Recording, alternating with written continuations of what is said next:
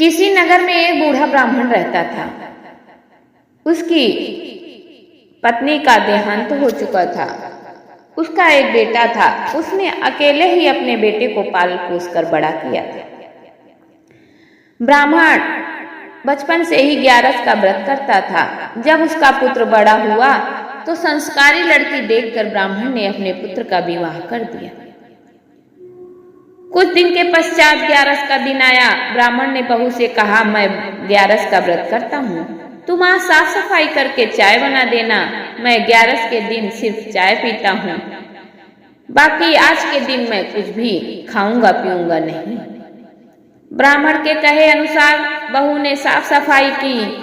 दूसरी तरफ ससुर ने नहा धोकर पूजा अर्चना की, ग्यारस की कथा सुनी। बहू जब चाय बना रही थी, इतने में एक पड़ोसन आ गई। वह बोली, मैं तो ये सोच कर आई थी कि पड़ोस में नई बहू आई है, जाकर देखती हूँ। तुम क्या कर रही हो? सुबह सुबह तुम तो काम में लग गई हो। पड़ोसन की बात सुनकर बहू ने बोला कि आइए बैठिए, मैं पिताजी के लिए चाय बना रही हूँ, आज उनका ग्यारस का व्रत है। यह सुनकर पड़ोसन वापस चली गई और वह दोपहर में दोबारा आई और बोली, बहू रानी क्या कर रही हो? बूढ़े की बहू ने कहा कि बैठिए, मैं चाय बना रही हूँ। पड़ोसन ने पूछा कि तुम्हारे ससुर कहाँ हैं? तो बहू रानी बोली, पिताजी सामने कमरे में बैठे हैं। वह कुछ सोचकर अपने घर पुनः वापस चली गई और रात को फिर आई। उसने पूछा, बहू क्या कर रही हो? बहू ने कहा, चाय बना रही हूँ। पड़ोसन ने उत्तर दिया कि तुम तो सारा दिन चाय ही बनाती रहती हो। पड़ोसन को चुगली करने का कोई मौका नहीं मिला। ठीक है, मैं कल फिर आऊंगी, ऐसा सोचकर और ऐसा उसकी बहू से कहकर वह चली गई। अगले दिन वह पड़ोसन दोबारा आई और बोली, बहू रानी क्या कर रही हो? बहू रानी ने कहा, कुछ नहीं, घर का काम काज कर रही हूँ।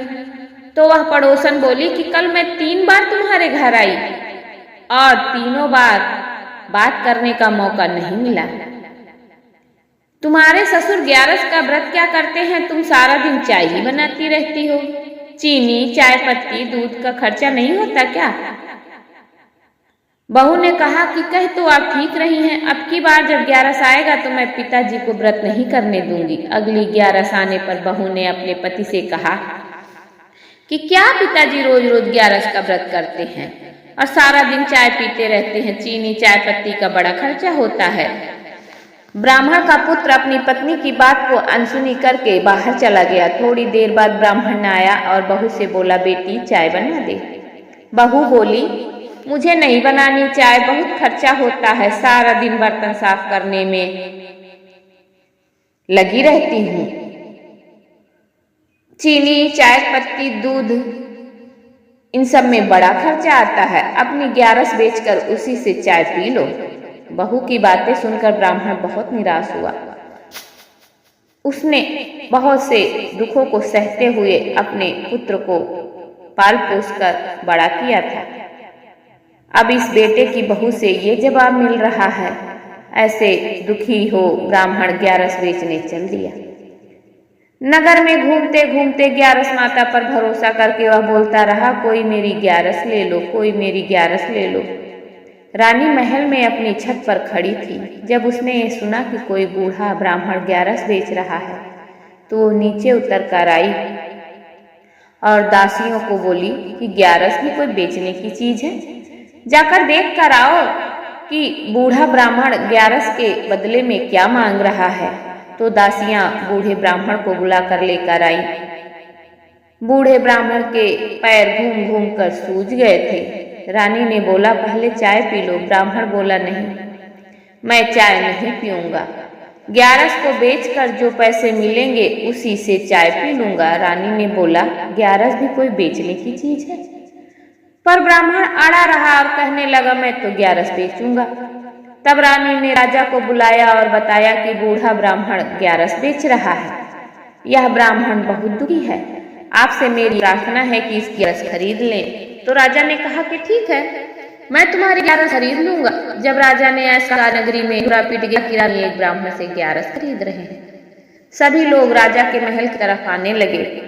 बूढ़े ब्राह्मण की बहू को भी पता लगा कि कोई ग्यारस बेच रहा है, तो वह सोचने लगी कि यह तो मेरा ही ससुर होगा जो ग्यारस बेच रहा होगा। वह भी भागी भागी महल की ओर गई। अब रानी ने पूछा कि ब्राह्मण देवता, तुम ग्यारस का क्या मूल्य लगाओगे?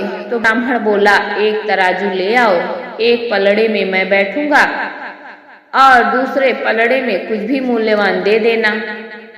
तो सेवक तराजू ले आए। एक तरफ ब्राह्मण बैठ गया, दूसरी तरफ राजा ने चांदी के सिक्के रखवा दिए। खूब सारे के रखने के बाद भी लड़ा नहीं हिला। राजा ने राजकोष से और धन मंगवाया, वो रखने के बाद ही नहीं हिला। फिर राजा ने अंगूठी सब कुछ उतार पलड़े में रख दिया, फिर भी लड़ा नहीं हिला। रानी ने अंगूठी रख दिया और केवल भी रख दिए, तब भी पलड़ा नहीं। यह देखकर राजा ब्राह्मण के पैर में गिर पड़ा और बोला कि हे ग्यारस माता, तुम अपनी माया को समेट कर इसी के पास रहने दो, मैं इस ब्राह्मण को धन ऐसे ही दे दूंगा।